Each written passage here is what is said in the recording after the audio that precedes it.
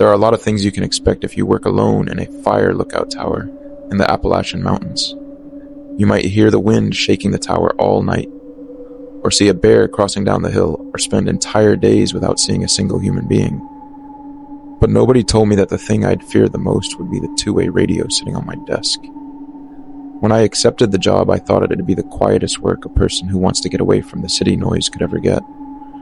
I was supposed to watch the forest, report any smoke, write daily reports, and then go home at the end of the season.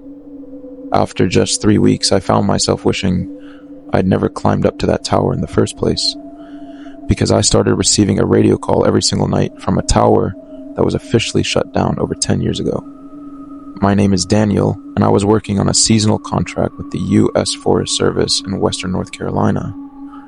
You guys know that during the dry months, some of the old lookout towers are used to track any signs of fire breaking out in remote mountain areas, especially when temperatures rise or the chances of forest fires ignite due to lightning strikes. The nature of my job wasn't complicated or hard. My work routine was getting to the tower before sunset. After that, I checked the binoculars, communication gear, and backup batteries. Then stay until the next morning. The tower was built on top of a high peak, overlooking tens of kilometers of dense forest. On clear days, I could see mountain peaks, stretching all the way to Tennessee. But at night, there was nothing but darkness and the sound of the wind, and a small red light blinking on top of the radio whenever a message arrived from one of the neighboring towers. During my first week on the job, everything went normally. I was getting routine calls from 2 other towers still operating in the area. We were exchanging weather updates, wind speeds, and visibility ranges. All the towers were using a unified government frequency, and no ordinary person could use it without specialized equipment and official clearance. So, I knew the identity of almost every voice I heard, but on the 8th night, something happened that I couldn't explain. The clock was pointing to 11 p.m. when a short burst of static came out of the radio.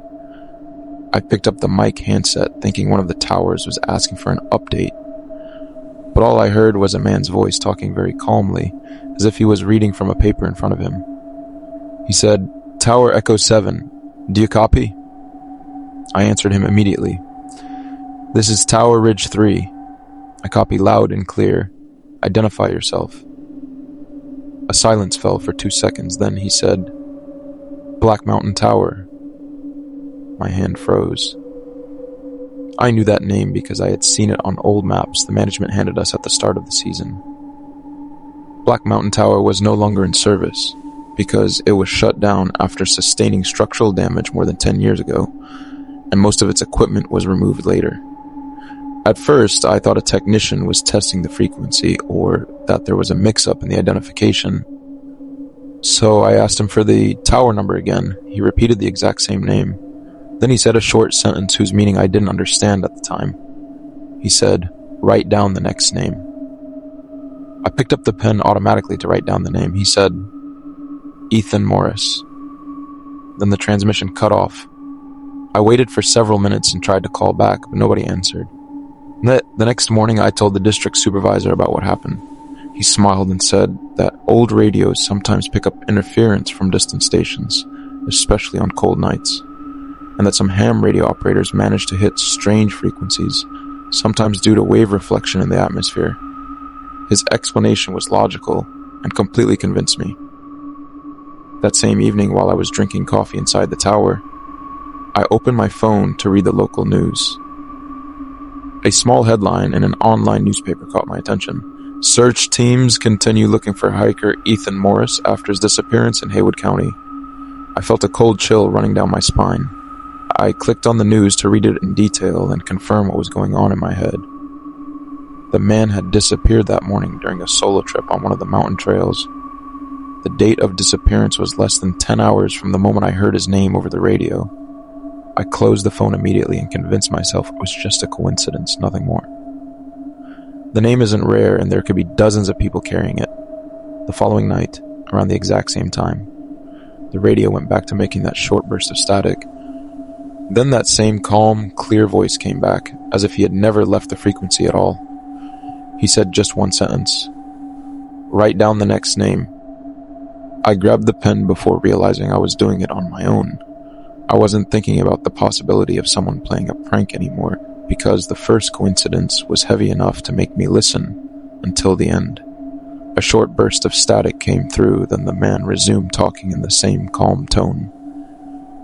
Without identifying himself this time, he said, "Write down the name," then pronounced a woman's name. Olivia Harper. I waited for him to say something else, but he went silent for a few seconds. Then the transmission cut off just like it happened the night before. The next morning I resisted my urge to look up the name on the internet. I was trying to convince myself that if I didn't search, I wouldn't connect any incident to what I heard. Before noon, while I was having lunch at the operations center, I heard two firefighters talking about a new piece of news that came through local police. A woman named Olivia Harper disappeared while driving her car on a secondary mountain road. After her family reported that she was on her way to visit a friend. I stopped eating and didn't feel hungry after that. That night, I logged the time of the call down to the minute and second. 11:13 p.m., just like the previous two nights. And what's weird is that the signal strength was showing unusually strong, as if the sending tower was located just a few kilometers away, even though the spot where Black Mountain Tower used to stand was more than 30 kilometers away, and today it holds no power source or functioning transmitters whatsoever. After my shift ended, I decided to review the Forest Service records myself. I was looking for a technical explanation for these messages. I found a digital file dedicated to decommissioned towers.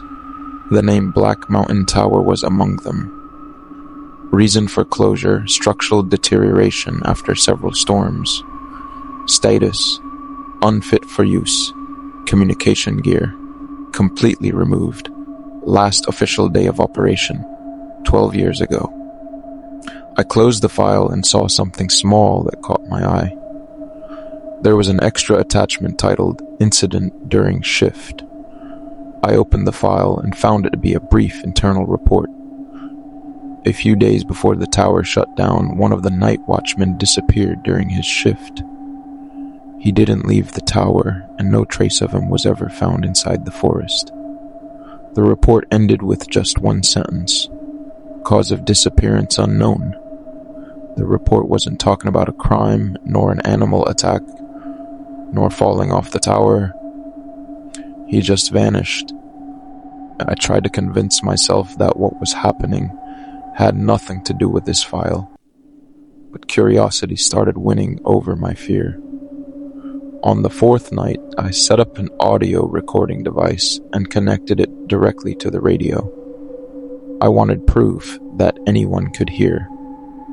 As usual, at 11:13 p.m. sharp, the call came through. The device recorded everything: the voice, the static, and the new name.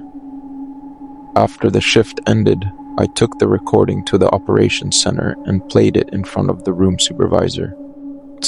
I was confident he'd hear what I heard, but after less than a minute, he looked at me in confusion and said, "What do you want me to hear?" I said, the voice I recorded. The man talking over the radio. The room supervisor replayed the audio file again, and then said, "There's nothing but static." So I snatched the headphones from him quickly and put them over my ears. The man's voice was clearly there. The man was talking, and the name was being said just like I heard it last night. I yanked the headphones off my ears and handed them to one of the technicians to hear what I was hearing. He listened to it for more than a minute, then shook his head and said, "I don't hear anything but noise." At that moment, I realized the problem was no longer with the radio, but that I was the only one hearing that voice. Over the next nights, the calls continued without interruption. Every night, I hear just one name. No explanation, no threat, no plea for help. It's just a name. And after every name reaches me, The next day, I read the news of its owner's disappearance. After the 7th night, I stopped searching the news because I knew the news was coming through the radio messages, and I became terrified of only one thing: that the day would come when I'd recognize the name before the man even pronounced it. By the 8th night, I wasn't sleeping during the day anymore like I used to at the start of my job. I started living in a state of constant anticipation, waiting for 11:13 p.m. like a condemned man waits for his execution. Every night, I convinced myself that I wouldn't grab the pen this time and wouldn't listen to what the voice had to say. But when that short burst of static began, my hand moved on its own toward the notepad.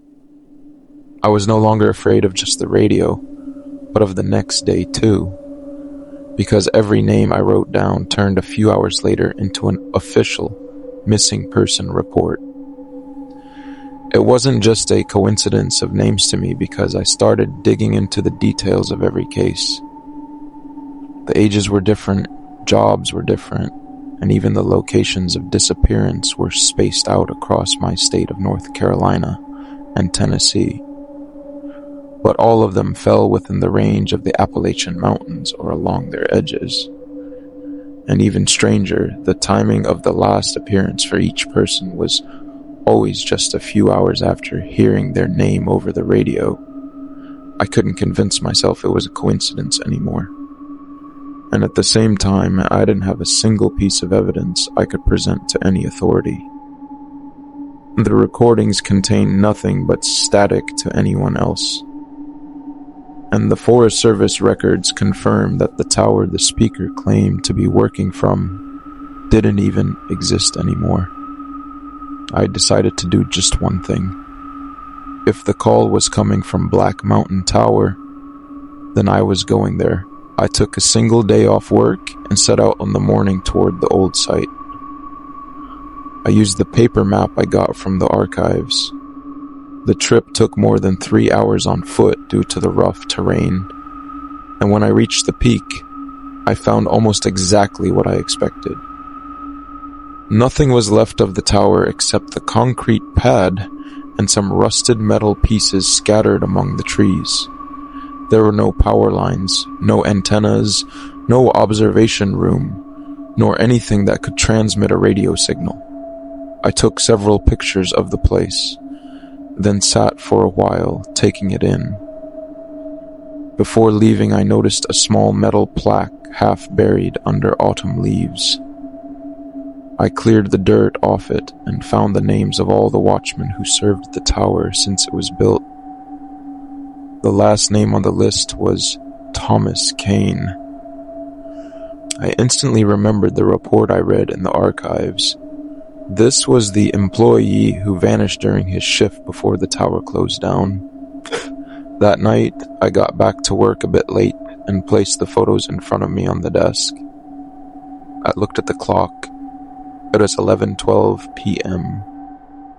Just 1 minute later, the usual static broke out. But this time the voice was different. It sounded weaker and closer, as if it wasn't coming out of the radio alone anymore. It said calmly, "You were late today." My heart almost jumped out of my chest. For the first time, he said a sentence he had never said before. Then he continued, "You didn't find the tower like it used to be, did you?" I felt my breathing accelerate. I hadn't told anyone I went there, and I didn't mention it in any report. How did he know? I couldn't reply and kept staring at the device. Then he said, "Write down the last name." I raised the pen slowly, feeling my hand trembling. Then I heard the name crystal clear. Daniel Carter. Oh my God, my own name. The pen dropped from my hand, and I grabbed the mic and screamed for the first time since these calls started. I said, "Who are you?" The answer came after a brief silence. "I used to sit in your place." Then the transmission cut off. The next morning I didn't go to the tower. I submitted my resignation via email and left the entire area in less than 2 hours. I moved to live in another state, changed my job, and tried to start a new life. I thought I had escaped, but 3 days later, the police in North Carolina put out a statement asking for help finding a fire lookout employee who vanished during his night shift. The statement carried my name and my photo.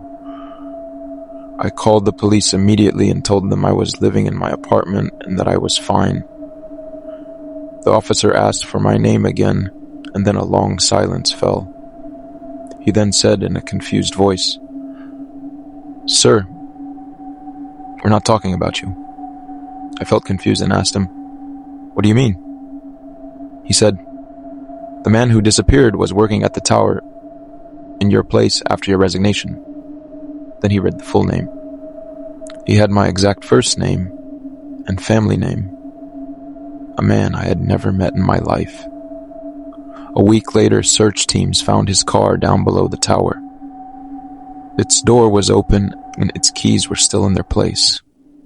As for him, he was never found. After months, I didn't hear any calls anymore and thought it was over. Until last night, while I was driving my car back home, a familiar sound of static broke out from the car radio, even though it was set to a normal music station.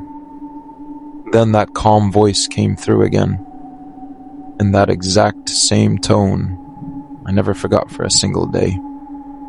It said, "Tower Echo 7, do you copy?" I pulled the car over to the side of the road and turned off the radio, but the voice didn't stop.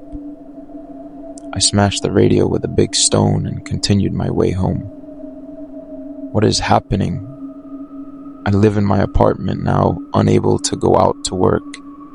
Now I hate the Appalachian Mountains, I hate working and camping, and I don't know how to get out of this nightmare.